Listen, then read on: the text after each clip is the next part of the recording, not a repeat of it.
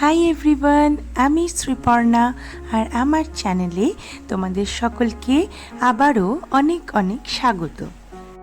তো আজকে বানাচ্ছি নিরামিষ দিনে খাওয়ার মতো একটা সুস্বাদু রেসিপি, যার নাম হলো ছানার ডালনা।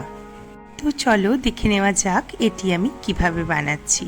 1 লিটার দুধকে জাল দিয়ে আঁচ বন্ধ করে আমি এখানে ভিনিগার আর জলের মিশ্রণ বানিয়ে সেটি দিয়ে ছানা কেটে নেব।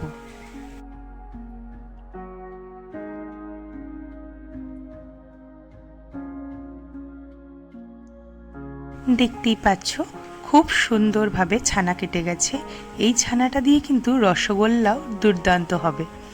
যাই হোক, এবার আমি জল ঝরিয়ে ছানাটাকে নর্মাল জল দিয়ে একটু ধুয়ে নেব আর তারপরে ছানার জলটাকে সম্পূর্ণভাবে ঝরতে দেব। আর এখানে গ্রেভি বানানোর জন্য 2 চা চামচ পোস্তর দানা আর কিছুটা কাজুকে জলে ভিজিয়ে দেব। আলাদা আলাদা করেও ভেজালে হবে, একসাথে ভেজালেও হবে।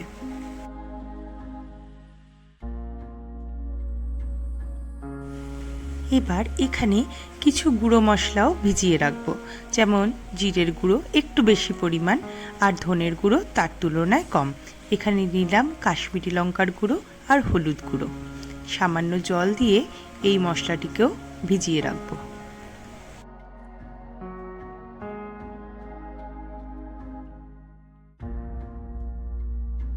এদিকে ছানার জলটা ঝরে গেলে ছানাটাকে একটি থালার উপর নিয়ে নেব।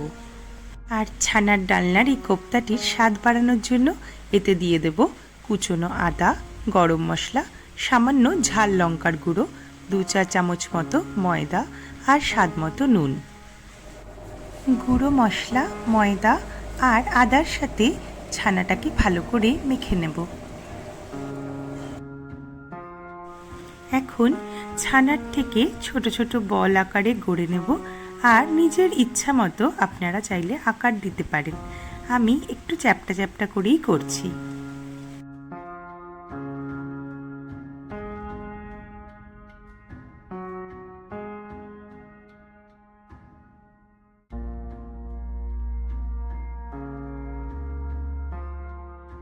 দেখুন আমার এই এতগুলো কোপ্তা তৈরি হয়েছে 1 লিটার দুধের ছানা থেকে। এবার আমি কড়াইতে দিয়ে দিচ্ছি সাদা তেল। আপনারা চাইলে সম্পূর্ণ ঘিয়েও কিন্তু কোপ্তাগুলো ভেজে নিতে পারেন।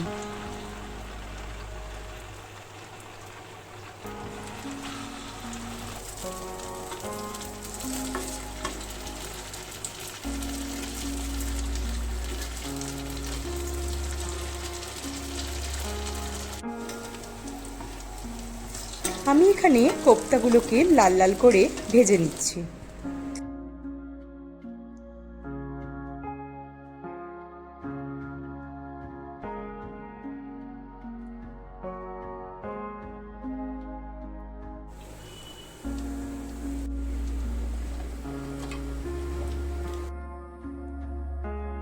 এবার আমি ওই কোপ্তা ভাজার তেলের মধ্যে দিয়ে দেব তেজপাতা, শুকনো লঙ্কা, এলাচ, দারচিনি, অল্প জিরে ফোড়ন হিসাবে। আর এখানে একটি মিশ্রণ বানিয়ে নেব, যেটার জন্য আমি 1.5 খানা টমেটো, ভেজানো কাজু বাদাম, আদার টুকরো আর দিয়ে দেব কয়েকটি গোলমরিচ, ঝালের জন্য দিচ্ছি 2টি কাঁচা লঙ্কা আর ভিজিয়ে রাখা পোস্তর দানা। এবার এগুলোকে ভালো করে মিক্স করে নেব। দেখতেই পাচ্ছেন মিশ্রণটি তৈরি হয়ে গিয়েছে। এটা আমি আমার এই ফোড়নের তেলে দিয়ে দেব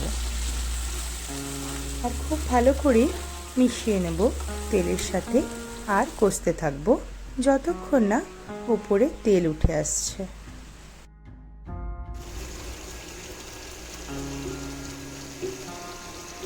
এবার আমি মিক্স করব আমার আগে থেকে জলে ভিজিয়ে রাখা গুঁড়ো মশলাটিকে আর খুব ভালো করে আবারও মশলাটাকে কষিয়ে নেব।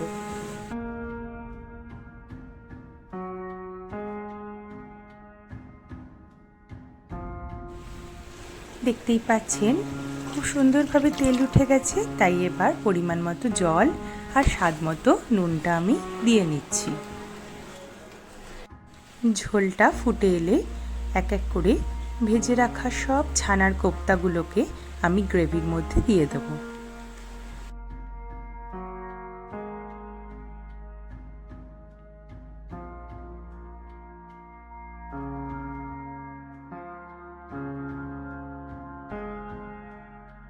এই সময় কিছুক্ষণ ঢাকনা দিয়ে লো ফ্লেমে রান্না করলেই তৈরি হয়ে যাবে ছানার ডালনা।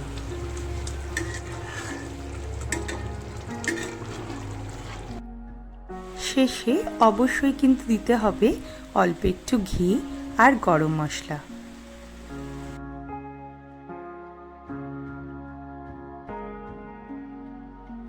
ব্যাস তৈরি হয়ে গিয়েছে ছানার ডালনা। নিরামিষ দিনে এই রেসিপিটি কিন্তু সেরা। পোলাও ভাতের পাশাপাশি রুটি পরোটা দিয়েও কিন্তু বেশ লাগে। নিরামিষের দিনগুলিতে বানানোর জন্য একটি দুর্দান্ত রেসিপি কিন্তু এই ছানার ডালনা। আর এইভাবে বানালে আপনাদের অবশ্যই ভালো লাগবে, একথা আমি বলতে পারি।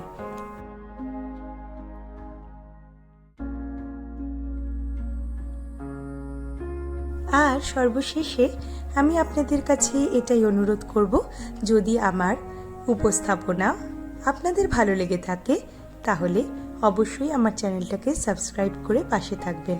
আর ভিডিওটি পছন্দ হলে লাইক এবং কমেন্ট করতে কিন্তু ভুলবেন না।